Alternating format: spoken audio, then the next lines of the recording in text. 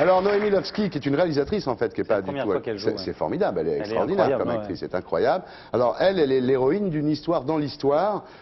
C'est votre sœur dans le film. Elle est mariée avec un goy, c'est un non-juif, et il s'étripe sans arrêt sur le fait de savoir s'il faut qu'il fasse circoncire l'enfant qu'ils vont avoir ensemble.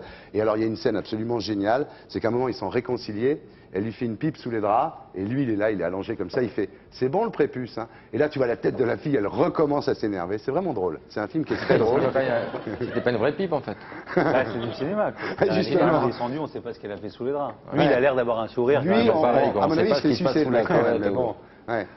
Alors, au fait, Charlotte, qui était notre invitée récemment, a refusé de répondre à cette question. Votre fils Ben, il est circoncis ou pas? Oui. Ben voilà. Pourquoi elle a refusé? Ben, je sais pas. Bon, oui, il est circoncis. Il est circoncis. Oui, comme son père. Comme son père. Ben voilà. C'était au cas où. En tous les cas, Charlotte, elle est radieuse dans ce film. Elle est épanouie, elle est souriante, elle est glamour. On l'a rarement vue à l'écran comme ça, c'est-à-dire pas torturée, avec les cheveux propres. Qu'est-ce que vous avez fait? Ben, en fait, moi j'en avais effectivement marre de la voir comme ça au cinéma. Ouais. À la maison, elle a les cheveux propres, elle est souriante, elle est gentille. Ouais. Et j'avais envie de la voir comme ça. J'en ai marre qu'on l'appelle à chaque fois qu'on a besoin d'une Cosette au cinéma, quoi. Ouais.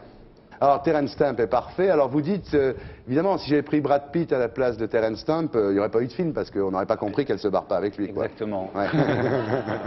Ceci dit, Terence Stamp, il est pas mal non plus. Il y a des filles qui craquent il est vraiment. vieux, quand même. Il est vieux, voilà, ouais. quand même, quoi. Non, c'est sûr que si ça avait été un jeune gars beau, etc., il n'y avait pas de film. C'est pas possible. Ouais. Alors, quand on vous demande si c'est autobiographique, vous dites que non, évidemment. Vous dites, c'est pas vraiment autobiographique, mais j'ai pris des petites scènes comme ça de la vie pour les mettre dans le film. Enfin, quand même, Charlotte nous racontait, parce qu'elle nous a raconté plein de trucs quand même, Charlotte. Elle nous a raconté que dans Love, etc. de Marion Vernou, il y avait Berling. Et tant qu'il n'y avait rien entre Berling et elle, vous étiez super sympa avec Berling, vous buviez un coup après le tournage avec lui et tout ça. Et qu'à partir du moment où il y a eu une love affaire entre Berling et elle, vous étiez quand même moins sympa. Oui, c'est vrai. C'est vrai, mais aussi, il m'est arrivé de faire un film, d'aller tourner un film à l'étranger, de rencontrer l'actrice avec qui je vais tourner, et pas la trouver si séduisante que ça. Et au moment où les scènes de séduction et les scènes d'amour sont arrivées... La Gaule. Ah, mais c'est incroyable.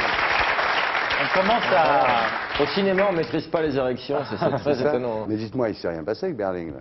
C'est rien passé. Mais j'aime beaucoup Berling. Bien, alors elle dit que pire qu'embrasser, pire que se retrouver au lit avec un mec, en fait c'est vrai, c'est l'état d'amour dans lequel on se met pour jouer l'amour. Le regard. Le regard, les pensées même. D'ailleurs, à un moment... J'ai vraiment des raisons de flipper. Elle a dit ça ici. Elle a dit ça. Elle a dit, bah oui, quand on joue l'amour... D'ailleurs, il y a une scène dans votre film qui est vachement bien. C'est un moment, vous arrivez par hasard à Londres, elle est dans la caravane avec Terence Stamp, et on comprend bien. Bon, ils sont pas en train de baiser, mais on comprend bien qu'il y a un truc, quoi. Joue aux échecs. Ouais. Enfin, c'est lui qui avait écrit le scénario en même temps, donc...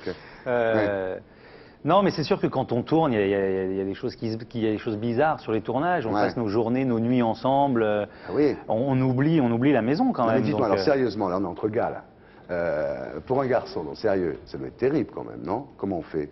Qu'est-ce qui est terrible? Je sais pas, on est avec une gonzesse toute la journée à poil dans un lit. C'est bien pour ça que j'ai écrit ce film. C'est pas parce que j'étais jaloux. C'est parce que tout d'un coup, j'ai réalisé ce qui se passait dans ma tête quand moi, j'embrassais des filles. Est-ce qu'il t'est arrivé les enfoirés qui tournent avec ma femme, quoi. Est-ce qu'il t'est arrivé de forcer un peu la main à ta femme pour qu'elle refuse un scénario qui te faisait chier, toi? Non, honnêtement, jamais. Non. Jamais. Et on lui a jamais demandé de tourner avec Brad Pitt non plus. Non, mais quand on est dans un lit à poil avec une gonzesse toute la journée, on bande, non? Ah. On peut bander. Enfin, ça peut arriver, ça veut dire. Et qu'est-ce qui se passe? Alors après, ta quéquette devient dure. Comment t'expliquer? Non mais, écoute, il a fait... Vous avez fait un film là-dessus, j'en profite pour me renseigner. Tu poses des questions d'une bêtise. Je suis comme Lionel. Alors qu'est-ce qui se passe? Je suis comme Lionel Abelansky dans le film. Non, alors, une seule question et après on arrête. Quand on fait semblant de baiser avec une gonzesse, bon, on est sur elle, on fait semblant de baiser au cinéma. La queue, on la met où? Dans l'autre trou, il y a toujours une solution. Il y a toujours. Non, voilà. Non, mais c'est une question. Qu'est-ce qu'on fait? Est-ce qu'on se la fait scotcher? Non, on peut se la faire scotcher sur la cuisse. Il y en a un qui s'est scotché sur la cuisse. Je balancerai pas, mais je connais un acteur qui s'est scotché son machin. Bon, on peut se la faire scotcher sur la cuisse. On peut la mettre entre les cuisses, mais au bout d'un moment, on jouit, non? Bah, je sais pas, ça dépend où est la caméra aussi, quoi. Je sais pas, ou alors on est vraiment, on fait n'importe quoi un peu quand même. Enfin, ça se voit sinon. Bah, ça dépend où est la caméra, mais a priori la caméra est jamais là où il faut vraiment, sinon on la met vraiment. Si la c'est les films porno quand même qui vont chercher ça. Mais non, mais c'est aussi l'état, l'amour c'est aussi dans la tête, donc c'est sûr que ça peut devenir un petit peu excitant. Il y a la gêne, il y a le malaise, et bon, c'est assez bizarre. Est-ce qu'il arrive qu'on s'abandonne et qu'on éjacule vraiment? Là aussi, j'ai entendu parler de certaines histoires, mais ça m'intéresse, moi. Je vois bien. Je dirais même plus que ça te passionne. La télé, bon, j'ai un peu fait le tour. Je suis intéressé par le cinéma maintenant. Un certain cinéma. Même si ça se passe pas là, ça favorise ce qui peut se passer après. Quand on dit journée terminée, on n'a peut-être pas forcément envie de rentrer tout de suite. Si le mec a joué sous la couette, il ne va peut-être pas lui payer un verre après, quoi. Non, mais ça favorise l'après-tournage, on va dire. Ah, d'accord. Et votre couple résiste à tout ça depuis une dizaine d'années? Depuis une dizaine d'années, ouais. C'est fort quand même. Mais moi, j'ai pas eu tellement l'occasion, j'ai pas eu beaucoup d'occasions quand même. Hein. J'espère que... Mais non, ce qui est terrible, en fait, je vais pas tourner avec des parce qu'on ne me voit pas comme un mec à femme au cinéma. Je suis toujours le copain de celui qui se tape la gonzesse. Non mais moi, je veux pas. Yvan, je veux pas vous filer le bourdon. Enfin, c'est vrai quand même que vous avez rencontré Charlotte Gainsbourg sur un tournage.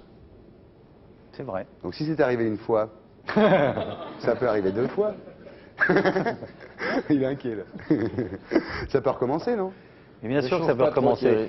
Mais ceci dit, ne chauffe pas trop. Non, je vais pas trop le chauffer.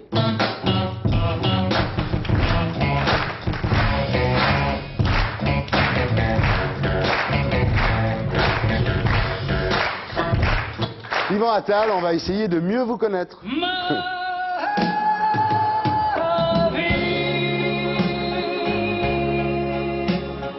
Alors, vous êtes né en 1965 à Tel Aviv, en Israël. Alors, vos parents, contrairement à beaucoup d'autres, c'est des pieds noirs. Et au lieu de venir en métropole, en 62, quand l'Algérie a été indépendante, ils sont partis en Israël. Pourquoi? Je suppose qu'à l'époque, ils étaient sionistes. Donc, juifs d'Algérie, ils se sont barrés, ils ont été en Israël. Et vous avez été là-bas. Vous avez été conçu dans un kibbutz. Exactement. Dans une conception collective. Fais gaffe, ma femme, ok, mais pas ma mère. Ah, d'accord. Touche pas à ma mère, toi. Tu es gentil, mais touche pas à ma mère. Et votre mère est une sainte, évidemment. Alors, en fait, vos parents, ils restent pas longtemps là-bas, parce qu'en 67, quand vous avez 2 ans, ils rentrent en France. Ça leur a pas plu? Même pas 2 ans, je crois. J'étais tout petit, ils sont restés 4-5 ans. Je crois qu'à l'époque, il y avait en fait énormément de racisme entre séfarades et ashkénazes. On va dire entre ceux qui ont fondé l'État d'Israël et les ashkénazes qui viennent d'Europe de l'Est. Exactement. Et les gens d'Afrique du Nord qui arrivaient. Il y avait quand même pas mal de racisme et du coup, ils n'étaient pas si bien que ça en Israël.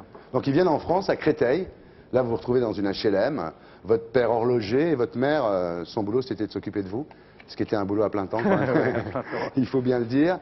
Alors, vous retournez quelques fois comme ça en Israël après, mais en fait, c'est quand vous tournez Les Patriotes avec Rochant, vous arrivez un jour dans une caserne qui avant était un hôpital, et c'est là où vous avez...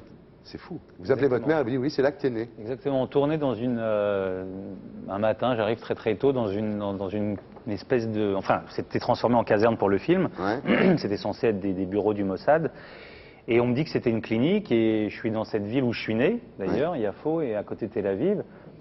Et à ce moment-là, je me dis que c'est pas possible, c'est pas une grande ville, et on me dit que c'était un hôpital. Donc, effectivement, j'ai appelé, on m'a dit que c'était l'endroit où j'étais né, c'était assez étrange. C'est étrange. Alors, vocation précoce, cours de mise en scène dès le lycée, et rapidement, vous découvrez Robert De Niro, Dustin Hoffman, Al Pacino. Votre modèle au cinéma, c'est Le Parrain. C'est pas forcément Le Parrain, mais quand j'y réfléchis, je crois que c'est un des films qui m'a vraiment donné envie de faire du cinéma. Et même aujourd'hui, s'il y a un tas de films que je peux revendiquer et que j'aime, il est ressorti en DVD. Ça faisait quelques années, on va dire, que je l'avais pas vu, et je suis resté scotché à nouveau quand même. Quand tu dis je suis resté scotché.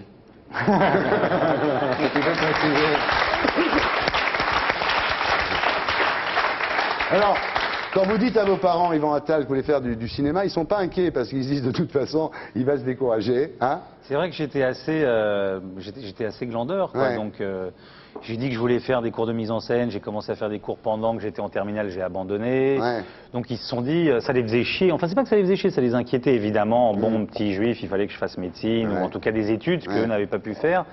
Et J'ai pas eu mon bac, donc je suis allé dans un cours de théâtre. Et puis ils sont pas forcément inquiétés. Mon père me forçait quand même à venir au magasin changer les piles des montres. Ouais. Alors vous allez à Florent, vous avez le cours Florent. 2 échecs au conservatoire. Alors vous dites qu'il recalait tous les petits bruns. Ouais, j'ai l'impression, en tout cas les années où moi j'ai passé, c'est que c'est quand même des grands blonds qui étaient retenus au conservatoire. Ouais. Ça a beaucoup changé maintenant. Ouais.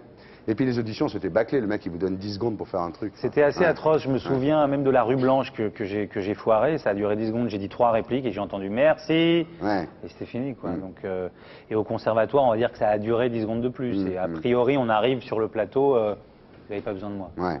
Alors là, vous faites une pièce sur scène avec des potes qui s'appelle Biloxi Blues de Nell Simon. Vous faites le rôle d'un juif intello avec des petites lunettes. Rôle de composition. Et vous êtes repéré effectivement par Éric Rochant qui vous fait jouer Un monde sans pitié avec Hippolyte Girardot. Et il y a la fameuse phrase dont tout le monde se souvient. Ce film est génial, Un monde sans pitié. C'était un choc pour tout le monde. Tu vas arrêter de faire la moule au milieu du salon, quoi, qui est quand même une phrase culte. César du meilleur espoir masculin quand même. Dès le premier film. Ouais, bon, enfin, c'est espoir, quoi. Donc, ouais. C'est pas mal quand même. Et ensuite, voilà. Ensuite, les 2 films.